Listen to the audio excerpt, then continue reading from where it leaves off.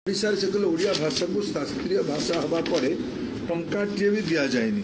मु विगत 10 वर्ष भितर मोदी सरकार ओडिशार भाषा संपर्क में कौन कौन दायित्व निया जाइछि ता उपरे उल्लेख करने चाहिए। ओडिशार जो क्लासिकल लैंग्वेज घोषणा 2014 हवा पर शिक्षा विभाग centre of Indian classical language CIL गोटे जगह मागिला राज्य सरकार को। छामु जहा देले हरसे पाऊ पाऊ गला बरसे। मु जानी एटा मुख्यमंत्री बुझी पाइबे ना नहीं। एटा ओडिशा रे ढग 2019 मसीह घर दिगला जगह तो छाड़ू गोटे घर दिगला दफ्तर खोलिबा पई। चलो 2019 मसीह 20 मसीह सेंटर ऑफ एक्सेलेंस CIL तरफ ओडिशा रे गठन तैयारी करागला। ओडिशार जने सुनाम धन्य भाषाविद डॉक्टर वसंत पंडा से दायित्व रचंती। 30 कोटी टंका से अनुदान दिया जाइछि विभिन्न ओडिया भाषा साहित्य को गवेषणा करबा पई। एटा मु माननीय मुख्यमंत्री को आगुरु भी अवगत करैछि।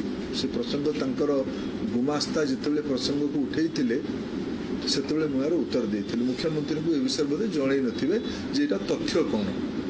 एबे ओडिशा रे आमे AICT तरफ UGC तरफ ओडिशा रे इंजीनियरिंग पाठ्यपुस्तक और ओडिशा रे UGC प्रचलित पाठ्यपुस्तक ओडिया भाषा रे करबा पई सफल हेछु। इंजीनियरिंग पाठ्यपुस्तक तो 4 वर्ष रो पाठ्यक्रम पुस्तक को मु परम आदरणीय राष्ट्रपति द्रौपदी मुर्मू को हाथ रे ही जोठी मुख्यमंत्री भी निजे उपस्थित थिले ताकू आमे मुख्यमंत्री उपस्थित थिले।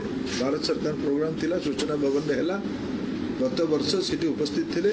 ओडिया भाषा रे इंजीनियरिंग पुस्तक प्रकाश करागला। ओडिशा रिसर्च सेंटर खोला जाइछ। पश्चिम ओडिशार ओडिया संस्कृति सभ्यता को अधिक गवेषणा करबा पई IIM भुवनेश्वर संबलपुर रे रंगवती सेंटर को स्थापित करा जाइछ। ओडिशार किछि प्रमुख आदिवासी भाषा देसिया, कुई, गदबा, जुआंग, किसान, सांताली और सौरा भाषा रे वर्णबोध तैयारी करा जाइछ।